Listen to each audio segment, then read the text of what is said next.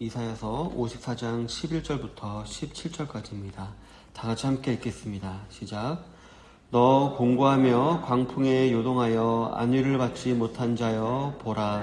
내가 화려한 채색으로 내 돌 사이에 더하며 청옥으로 내 기초를 쌓으며 홍보석으로 내 성벽을 지으며 성류석으로 내 성문을 만들고 내 지경을 다 보석으로 꾸밀 것이며 내 모든 자녀는 여호와의 교훈을 받을 것이니 내 자녀에게는 큰 평안이 있을 것이며 너는 공유로 설 것이며 학대가 내게서 멀어질 것인즉 내가 두려워하지 아니할 것이며 공포도 내게 가까이 하지 못할 것이라. 보라, 그들이 분쟁을 일으킬지라도 나로 말미암지 아니한 것이니 누구든지 너와 분쟁을 일으키는 자는 너로 말미암아 패망하리라. 보라, 숯불을 불어서 자기가 쓸만한 연장을 제조하는 장인도 내가 창조하였고 파괴하며 진멸하는 자도 내가 창조하였은즉 너를 치려고 제조된 모든 연장이 쓸모가 없을 것이라.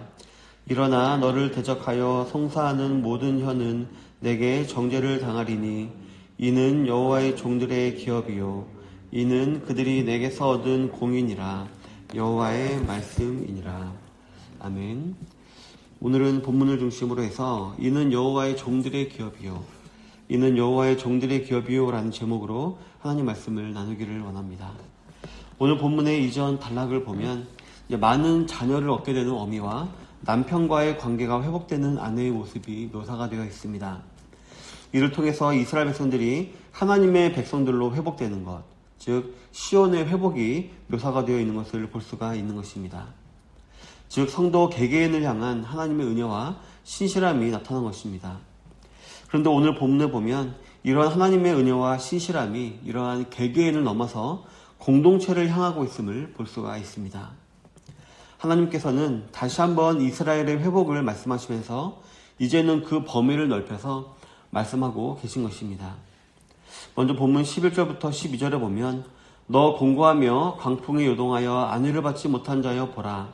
내가 화려한 채색으로 내 돌 사이에 더하며 청옥으로 내 기초를 쌓으며 홍보석으로 내 성벽을 지으며 성류석으로 내 성문을 만들고 내 지경을 다 보석으로 꾸밀 것이며 라고 기록을 하고 있습니다. 먼저 하나님께서는 이스라엘 공동체가 거할 성읍을 재건하시는 것을 시작으로 해서 그 백성들을 회복하실 것임을 말씀하고 계십니다. 먼저 하나님께서는 회복되어야 될 이스라엘 공동체의 상태를 의인화해서 표현하시는데요. 먼저 이스라엘 공동체가 공고하다, 광풍에 요동한다, 안위를 받지 못한 자들과 같았다 라고 표현을 하고 계십니다. 이스라엘 개개인의 상태가 잉태하지 못하고 남편에게 버림받은 과부와 같았다면 그러한 사람들이 모여있는 그런 공동체의 상태가 좋을 리가 없는 것은 당연한 일이었습니다.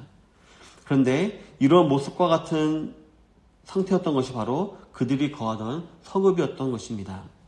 그리고 그 성읍은 성벽이 무너진 상태였기 때문에 대적들의 공격에 속수무책이었을 것이고 또 바람이 불어도 그 바람을 막아줄 수 없었기 때문에 그 어디에서도 안정감을 느낄 수 없는 그러한 도시였던 것입니다. 즉 이스라엘 공동체와 폐허가 된 성읍은 동병상련의 상태였던 것입니다. 전혀 소망이 없어 보인 것입니다. 그러나 그러한 그들의 처지를 역전시킬 것이라는 기대를 갖게 하는 하나님의 음성이 들려옵니다. 본문 중반절을 보면 보라라는 감탄사가 나옵니다. 즉 잉태하지 못하고 남편에게 버림받았던 여인과 같던 너희가 회복되었듯이 공고하며 광풍에 요동하며 안위를 받지 못하는 가련한 성읍 같은 너희 공동체가 어떻게 변할 것인지를 보라라는 것입니다. 그리고 그 모습을 설명하는 데 있어서 먼저 화려한 채색으로 내 돌 사이에 더하며 라고 했고요. 청옥으로 내 기초를 쌓았다 라고 기록하고 있습니다. 여기서 하나님께서는 청옥, 즉 사파이어로 모든 건물의 기초를 다 삼았다 라고 말씀하고 계십니다. 그리고 그 위에 화려한 채색의 돌, 즉 각종 온갖 보석들로 그 성벽들을 쌓았다 라고 했습니다. 이어서 12절에 보이는 성벽이란 말은 성벽이 아니라 성벽 사방에 높이 솟아 있는 첨탑과 같은 것을 말하는데요. 그 첨탑은 홍보석, 즉 루비로 만들어졌다고 했고요. 또 모든 성문들은 다 성류석, 즉 수정으로 만들어질 것이다 라고 말씀하셨습니다. 우리가 단지 상상만 해보더라도 참 화려하기 그지없는 그런 성읍으로 보입니다. 그런데 하나님께서 이렇게 표현하신 것은 실제로 이스라엘 성읍들이 이렇게 보석들로 세워질 것이다 라고 말씀하시는 것이 아니라 이러한 화려한 모습이 현재 폐허의 모습에 있는 이스라엘 성읍, 예루살렘 성읍과 짙은 대조를 이루게 될 것이다 라는 것을 표현하시는 것이고요. 그리고 이러한 화려한 모습은 이제 장차 오실 메시아, 즉 시온의 통치자께서 거하시기에 합당한 성읍이 될 것이다 라는 그런 암시를 주는 효과가 있는 것이었습니다. 이처럼 하나님께서는 이사야를 통해 예루살렘을 만군의 여호와, 즉 왕중의 왕이신 자신이 거할 만한 성읍으로 묘사하시면서 너희 이스라엘 공동체와 백성들도 이러한 왕을 모시기에 합당한 백성답게 영광스러운 모습으로 회복될 것이다 라면서 이스라엘 백성과 공동체를 위로하고 계신 것이었습니다. 더 나아가 하나님께서는 이러한 외적인 부분뿐만 아니라 그 내적인 부분도 어떻게 변화될 것인지를 말씀하시는데요. 본문 13절부터 14절에 보면 내 모든 자녀는 여호와의 교훈을 받을 것이니 내 자녀에게는 큰 평안이 있을 것이며 너는 공의로 설 것이며 학대가 내게서 멀어질 것인즉 내가 두려워하지 아니할 것이며 공포도 내게 가까이 하지 못할 것이라 라고 기록을 하고 있습니다. 먼저 이스라엘 백성들이 너희 자녀들이 여호와의 교훈을 받게 될 것이다 라고 했습니다.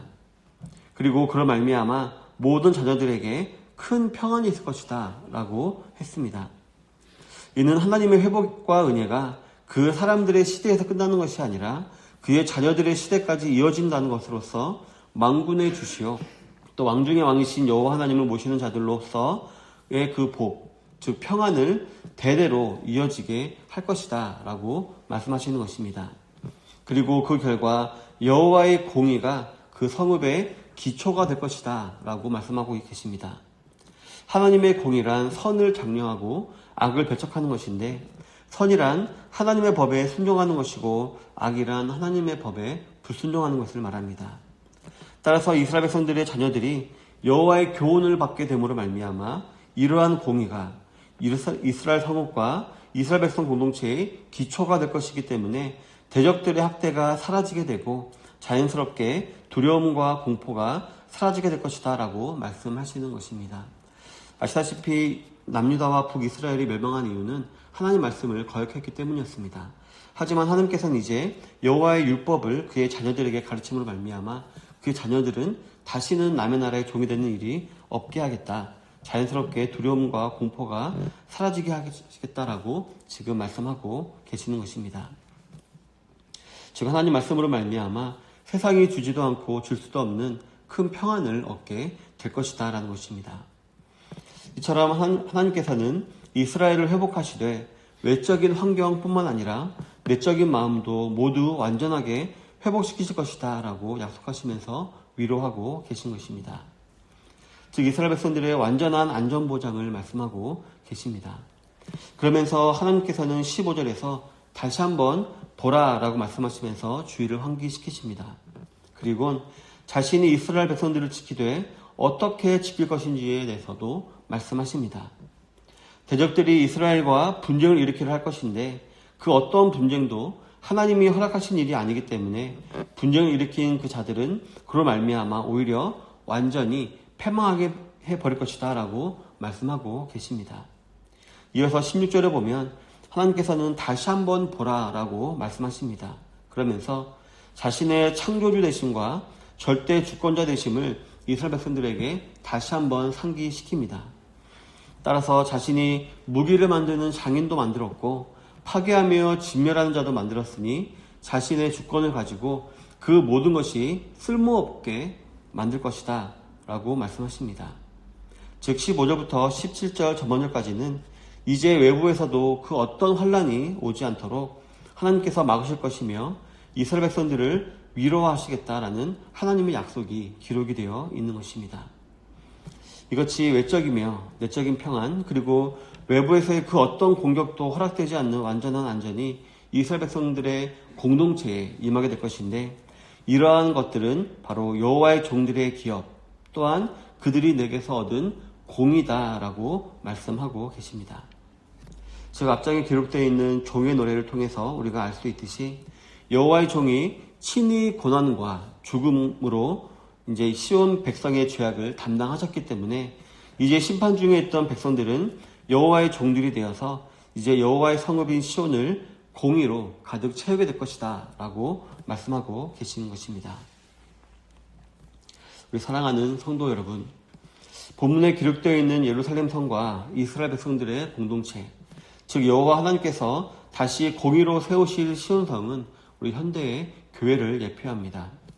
이 좋은 씨앗교회라는 지역교회, 또한 우리 좋은 씨앗교회 안에 신앙 공동체로서의 교회, 그리고 성령님을 모신 우리의 몸이라는 교회를 예표하는 것입니다. 성도 여러분, 하나님께서는 여호와의 종으로 이 땅에 오신 그 예수님의 십자가와 부활을 통해 이 땅에 교회를 세우셨습니다. 예수님께서 친히 십자가와 그 수치와 고난을 감당하시고 하나님과 죄인을 화목하게 하는 제물이 되시며 또 우리를 하나님 앞에서 흠없고 책망할 것이 없는 자로 세움으로 말미암아 우리가 주님의 교회가 된 것입니다. 그것도 주님의 몸인 교회의 지체가 될 자격이 없는 우리에게 영광스러운 지위를 은혜로 허락하신 것입니다. 그렇다면 저와 여러분들은 이 교회에서 어떻게 행해야 할까요? 먼저는 11절부터 12절에서 각종 보석으로 만들어진 예루살렘 성읍을 우리가 기억해야 할 줄로 믿습니다.